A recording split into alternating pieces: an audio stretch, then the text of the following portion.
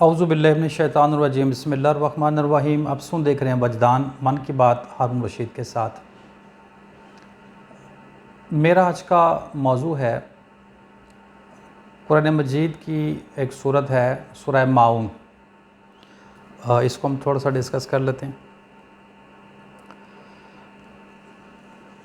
سورہ ماؤن اور اس کی آیت نمبر 3۔ تو اس میں صلاۃ کا ذکر ہے، نماز کا ذکر ہے، تو میں نے مناسب سمجھا کہ اس پہ میں چھوٹی سی ایک ویڈیو بنا لوں، حالانکہ صلاۃ کے اوپر میں ایک کافی بڑی ویڈیو بنا چکا ہوں۔ تو ہمیشہ میں کہتا ہوں کہ جو صلاۃ ہے یہ فرض ہے۔ فرض ایک ایسے عمل کو کہتے ہیں کہ اگر اس کو ادا نہ کیا جائے تو چھٹکارا ممکن نہیں ہے۔ تو یہ جو کائنات ہے، کائنات کے اندر جتنی بھی مخلوقات آپ کو دکھائی دے رہے ہیں، ہر مخلوق کی اپنی ایک صلاۃ ہے، اپنی ایک نماز ہے۔ تو ہر مخلوق کے اوپر لازم ہے کہ وہ اپنی صلاۃ کو پہچانے، پھر اس کو قائم کریں۔ اچھا، انسانوں کے علاوہ جتنی بھی مخلوقات ہیں وہ اپنی صلاۃ کو جانتے ہیں، پہچانتے ہیں، اور اس کو انہوں نے قائم بھی کیا ہوا ہے۔ اور کچھ مخلوق سجدے میں ہیں، کوئی قیام میں ہیں، کوئی رکوع میں ہیں، ٹھیک ہے، لیکن ہم ان کی تسبیح کو صلاۃ کو نہیں جانتے، اللہ جانتا ہے۔ تو اسی طرح جتنے بھی انسان ہیں ہر انسان کی اپنی صلاۃ ہے، ایک نماز ہے۔ تو خدا کے لیے اپنی نماز کو، اپنی صلاۃ کو پہچانو، جانو، سمجھو، پھر اس کو قائم کرو، تب جا کے آپ کا چھٹکارا ہونا ہے، آپ کی بخشش ہونی ہے، آپ کی خلاصی ہونی ہے اس جہان سے، ورنہ ممکن نہیں ہے۔ تو اب ہم اس کو ایک آیت سے سمجھ لیتے ہیں۔ حشام آپ بھی بیٹا سمجھنا ہیں، آپ کو نویسہ سمجھ آ رہی ہے؟ اچھا، یہاں ہے کہ یہ چھوٹی سی صورت ہے، آپ اس کو دیکھ سکتے ہیں۔ تو ہم اس کو آیت کو ڈسکس کر لیتے ہیں جس میں اس کا ذکر ہے۔ پس تباہی ہے ان نماز پڑھنے والوں کے لیے جو اپنی نماز سے غافل ہیں۔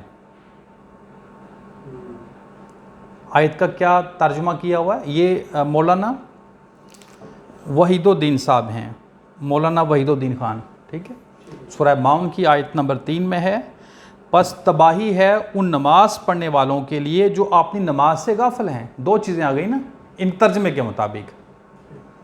میں اکثر لوگوں کے ترجمے اور تفسیر کو نہیں چھیڑتا، ہم رہنمائی لیتے ہیں کہ تباہی ہے ان نماز پڑھنے والوں کے لیے جو اپنی نماز سے غافل ہیں۔ شام سمجھ آ رہی بچے؟ یعنی کہ کن کے لیے تباہی ہے؟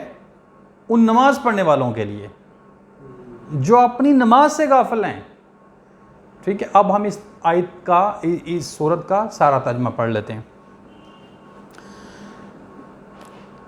کیا تم نے نہیں دیکھا اس شخص کو جو انصاف کے دن کو جھٹلاتا ہے؟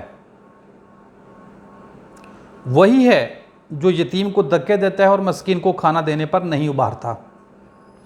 پس تباہی ہے ان نماز پڑھنے والوں کے لیے جو اپنی نماز سے غافل ہیں۔ وہ جو دکھلاوا کرتے ہیں اور معمولی ضرورت کی چیزیں بھی نہیں دیتے۔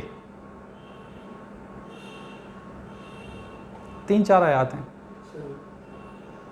تو کئیوں نے لکھا ہے ہلاکت ہے ایسے نمازیوں کی، ٹھیک ہے، کئیوں نے ایسا ترجمہ کیا، کئیوں نے کیا ہے کہ بربادی ہے ایسے، ٹھیک ہے نا۔ تو ان کا کیا ہے کہ تباہی ہے، ٹھیک ہے۔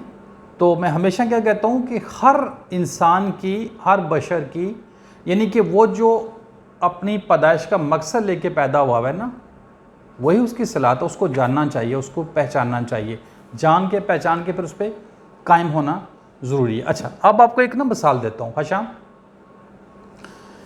بیٹے، اگر آپ نے گھر بنانا ہو، یا کسی بھی شخص نے گھر بنانا ہو، ایک گھر بنانا ہو، تو اس گھر میں کام کرنے والے کردار کتنے زیادہ ہوتے ہیں؟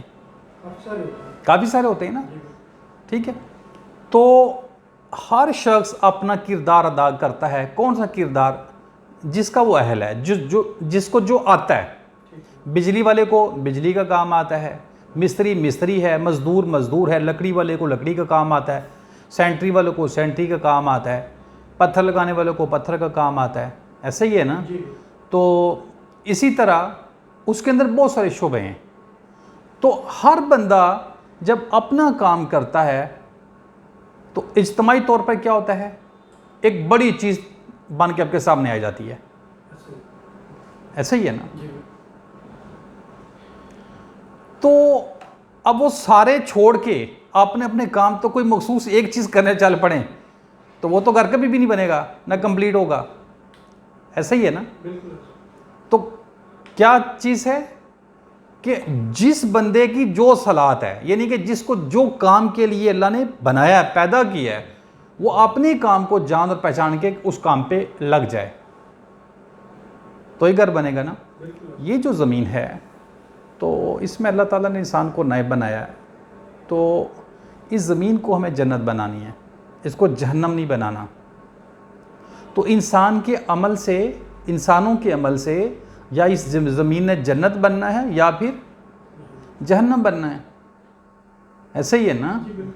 تو یہ جتنے بھی لوگ ہیں, ہر بندہ اگر اللہ تعالیٰ کی دی صلاحیت کا صحیح استعمال کرے اور اپنی اس صلاحیت کو قائم کرے جس کے لیے وہ پیدا کیا گیا ہے, تو یہ جنت کو, اس دنیا کو ہم جنت بنا سکتے ہیں.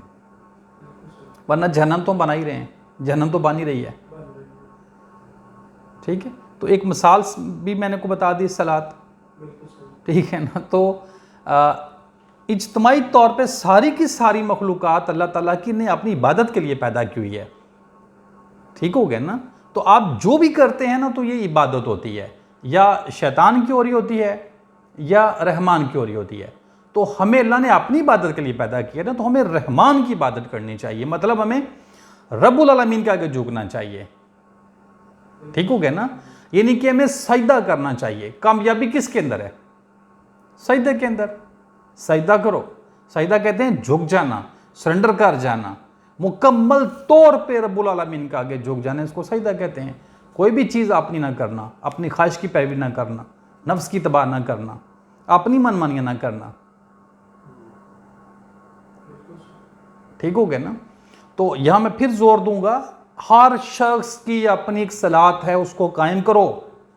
مطلب اب آپ کو کیسے پتا چلے گا آپ کی کون سی صلاحت ہے؟ تو آپ کو جاننا چاہیے نا. آپ کاروبار نہیں سیکھتے ہیں, بزنس نہیں سیکھتے ہیں, دنیا داری نہیں سیکھتے ہیں, تو یہ کیوں نہیں جاننے کی کوشش کرتے ہیں کہ آپ کو اللہ نے کس لیے پیدا کیا ہے؟ کہیں آپ کو اللہ نے علم تو نہیں دیا ہوا, حکمت تو نہیں دی ہوئی, آپ کو اللہ نے پیسہ تو نہیں دیا ہوا, دماغ تو نہیں دیا ہوا, آپ کہیں ڈاکٹر تو نہیں ہیں, آپ پروفیسر تو نہیں ہیں, انجینئر تو نہیں ہیں. مطلب جو بھی اپنے اندر آپ دیکھ لینا کہ آپ کیا ہیں, تو اپنے صلاحیتوں کا صحیح استعمال کر لیں. یعنی کہ کوئی بھی اللہ تعالیٰ نے جو چیز آپ کو عطا کی ہوئی ہے نا, اس کا مس یوز مت کریں. اور ایک بات یاد رکھنا, کبھی بھی اللہ تعالیٰ لوگوں کو اگر دولت دیتا ہے نا تو عیاشی کرنے کے لیے نہیں دیتا. سمجھ رہے ہیں نا؟ کہ اگر آپ کو کوئی پیسہ دے دیا, کوئی دولت دے دیا, تو اس کا مطلب یہ نہیں ہوتا کہ آپ سب سے پہلے جو ہے نا اپنے وہ پیٹوں کو بھریں, اپنے گھروں کو عالیشان بنائیں, جو اساشے ہیں وہ زیادہ اپنے حاصل کر لیں. اس کام کے لیے اللہ تعالیٰ کسی کو مال و دولت نہیں دیتا. عیاشی کرنے کے لیے, ٹھیک ہے, اللہ تعالیٰ آپ کو کوئی چیز نہیں دیتا. ہر چیز کا اللہ نے حساب لینا ہے. سمجھ رہے ہیں نا؟ اللہ تعالیٰ اپنی دی ہر نعمت کا حساب لے گا. ٹھیک ہے, حساب ہونا ہے. اس کے اوپر آپ کا کامل ایمان ہونا چاہیے کہ حساب ہونا ہے, ایک ایک چیز کا حساب ہونا ہے.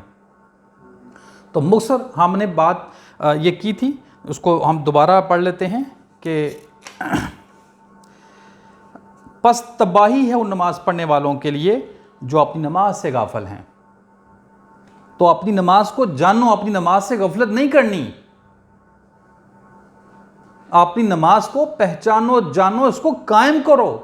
اگر آپ یہ نہیں کریں گے تو آپ کا چھٹکارا ممکن نہیں ہے. سمجھ آگی بات؟ آگی بیٹا آپ کو بات سمجھ, اس پہ اور بات کرنے کی ضرورت تو نہیں ہے.